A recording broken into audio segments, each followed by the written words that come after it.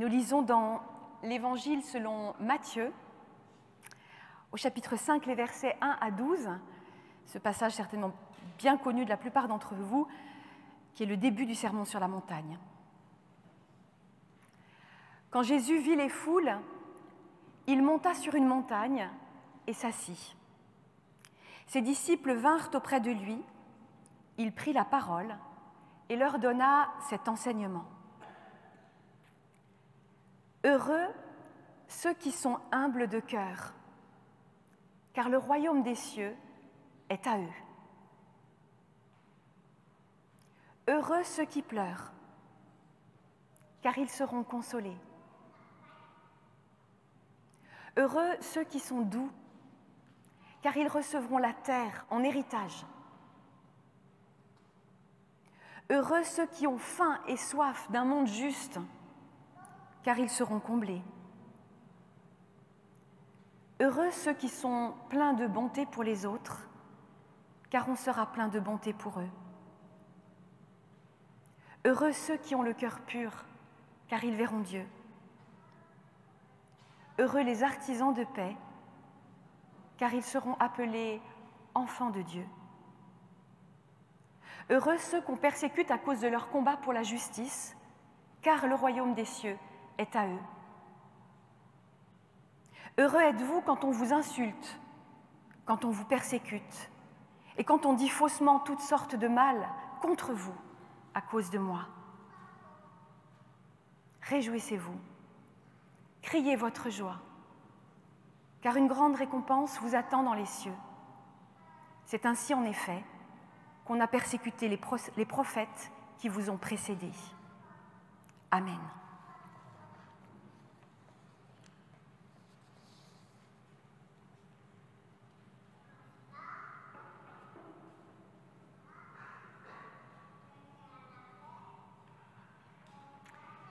Il y a des paroles qu'il faut laisser résonner un peu, tellement elles sont fortes. Les laisser résonner pour les entendre vraiment, pas à moitié. Les écouter et nous laisser rejoindre au plus profond de nous-mêmes. Alors c'est le cas de ces paroles que nous avons entendues, de ces béatitudes dans l'évangile de Matthieu, l'un des plus beaux textes des évangiles, mais l'un des plus étonnants aussi. C'est Jésus qui prononce ce discours en haut d'une montagne. Il s'adresse à la foule qui est rassemblée autour de lui et à ses disciples en particulier. La montagne, pour les Juifs, c'est le lieu de la révélation divine par excellence, là où Dieu se fait connaître, là où il parle. Mais ici, c'est un homme qui parle, un homme fait de chair, d'âme et d'os. Et en même temps, c'est Dieu. Parce que c'est le Christ et qu'il est rempli du souffle de Dieu, ce souffle qui nous fait si souvent défaut à nous. Au moment où il prend la parole, Jésus est un peu dans la même position que Moïse. Moïse, quand il a transmis la Torah donnée par Dieu au Sinaï. Mais en même temps, Jésus va déployer un enseignement qui est bien plus radical. Un enseignement dans lequel, à la fois, il commente la loi et en même temps dans lequel il est lui-même la loi, la nouvelle loi de Dieu.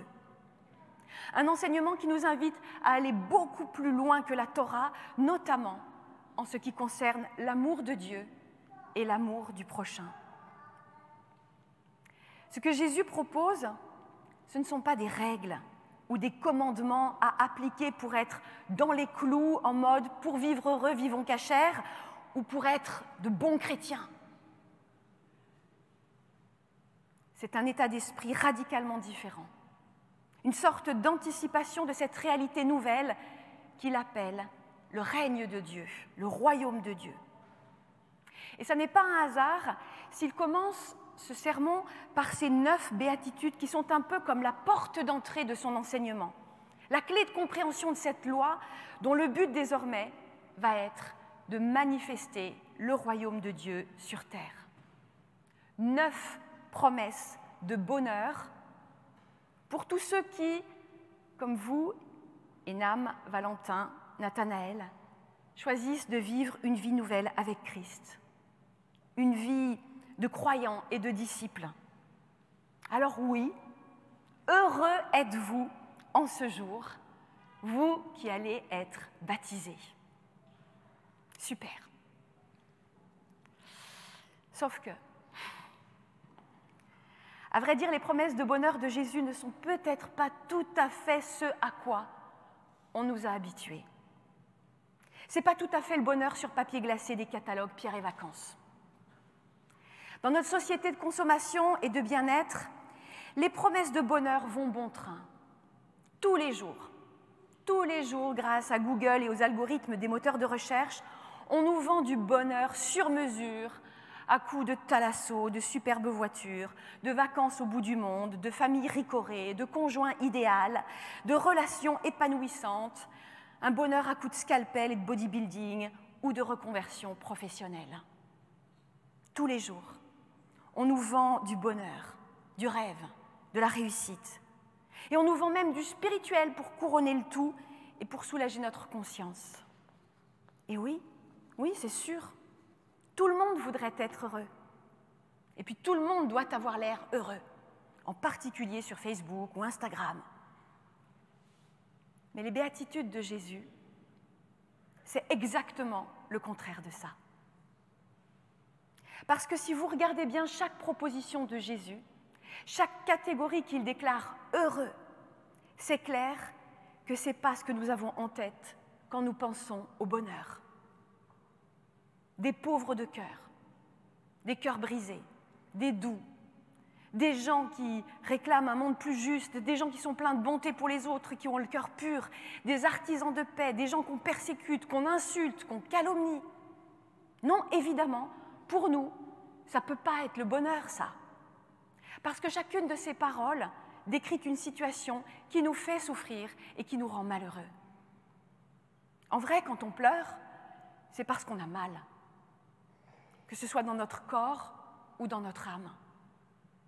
En vrai, quand on est doux, on s'en prend régulièrement plein la figure, parce que les doux sont souvent ceux qui acceptent de se faire marcher sur les pieds, qui ne haussent pas la voix et qui ne rendent pas coup pour coup. Le plus souvent, quand on a faim et soif d'un monde juste, on souffre aussi, parce qu'il y a toujours et sans cesse des injustices qui nous sautent aux yeux et que le combat ne peut jamais s'arrêter.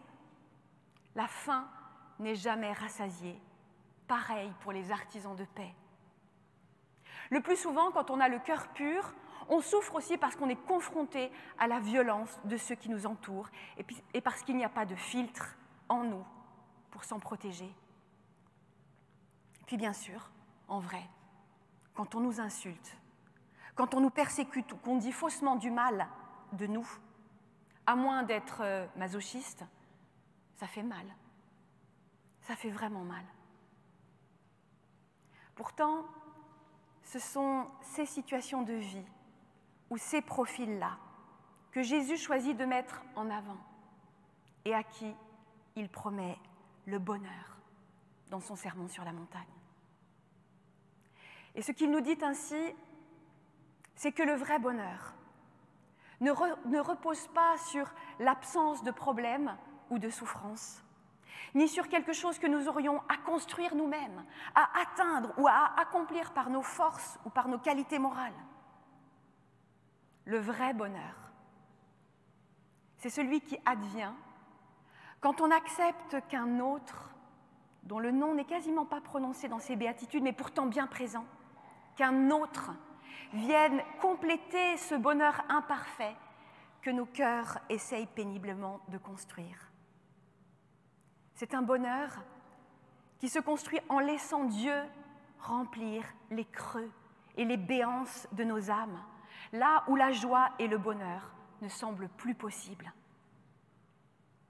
En vrai, dit Jésus, le bonheur, c'est pas quand on a tout ce qu'on voudrait avoir, ou quand on n'a plus de besoin ni de désir. Au contraire, le bonheur, c'est justement quand notre Père céleste nous rejoint dans nos limites, dans nos manques, pour nous offrir un horizon et une espérance malgré tout, malgré les pleurs, malgré la précarité, malgré l'injustice, malgré l'échec, malgré les persécutions et malgré les insultes. Alors Jésus n'hésite pas à prendre le contre-pied de tout ce que l'on peut caser habituellement dans les catégories du bonheur et il déclare « Heureux ceux qui n'ont pas droit au bonheur selon les critères de ce monde. » Oui, heureux les losers, les disqualifiés du bonheur. Heureux sont-ils parce que, justement, leur pauvreté, leur exigence de justice, leur douceur et tout ce qui les rend vulnérables ouvrent une brèche pour que Dieu vienne déployer son amour, sa paix, sa consolation, sa justice, son règne. Heureux sont-ils parce que Dieu va pouvoir les mettre debout, façonner sa création et déployer son règne en eux et puis à travers eux. C'est à ce grand bonheur que vous êtes promis aujourd'hui, Enam, Nathanaël, Valentin. Un bonheur qui n'est pas réservé à une élite de gens très riches ou très religieux ou très méritants, mais simplement promis à tous ceux qui choisissent de vivre avec Christ, de vivre pour Christ. Car le projet de Dieu, c'est ça, vivre avec Christ, vivre pour Christ. Le bonheur de Dieu, ça n'est pas le bonheur de quelques élus qui auraient touché le gros lot de la prospérité ou du nirvana, mais le bonheur de tous ceux qui lui appartiennent, et en particulier de ceux qui sont plus exposés au malheur que les autres à cause de leur engagement, à cause de leur combat à la suite de Christ, à cause de Christ. En ce jour de baptême, il aurait été sans doute plus sympathique ou politiquement correct de vous promettre une vie scintillante et rassurante, de vous dire qu'une fois passé par les eaux du baptême, vous serez immunisé contre le malheur, que vous serez protégé, que les bénédictions vont pleuvoir, etc. Mais ça ne serait pas juste. Dieu ne vous promet pas aujourd'hui que vous aurez une vie facile. Et il ne vous promet pas non plus que tout ira bien. La réalité du mal dans ce monde et du péché en tout homme font que lorsque nous choisissons Christ, la vie peut devenir plus compliquée, plus sportive, plus périlleuse. Il suffit de regarder sa courte vie à lui pour comprendre ce qu'il en coûte d'être humble, doux, affamé de justice, plein d'amour pour les autres, prince de la paix. Chaque chrétien sait qu'il devra un jour ou l'autre porter sa croix. Car choisir de vivre avec Christ, ça signifie aussi choisir de marcher selon sa loi, et non plus seulement celle que Moïse avait transmise jadis au peuple d'Israël. La loi de Christ, c'est cette loi nouvelle qu'il va exposer dans tout le sermon sur la montagne, mais qui se dessine déjà dans les béatitudes à contre-jour. Choisir Christ aujourd'hui, c'est choisir le camp des humbles contre celui des pharisiens et de tous ceux qui ont le cœur enflé d'orgueil. C'est accepter d'être du côté de ceux qui pleurent plutôt que de ceux qui font pleurer. C'est assumer d'être doux plutôt que colérique. C'est choisir le camp de ceux qui se battent pour un monde juste plutôt que d'être avec ceux qui commettent l'injustice ou qui la couvrent. C'est choisir de déployer la bienveillance plutôt que la méchanceté. C'est choisir de garder son cœur pur plutôt que souillé par le mensonge. C'est choisir le camp de la paix plutôt que celui de la violence et de la guerre. Le camp des persécutés pour la justice plutôt que celui de ceux qui persécutent les autres pour leur propre justice. Le camp de ceux que l'on insulte plutôt que celui de ceux qui calomnient et disent toutes sortes de mal à propos d'un frère ou d'une sœur. Telle est la loi que Dieu veut écrire dans votre cœur aujourd'hui, pour votre bonheur, et afin qu'à travers vous, comme à travers toutes celles et tous ceux qui ont choisi de suivre Jésus-Christ, le royaume de Dieu soit encore plus présent dans ce monde. Amen.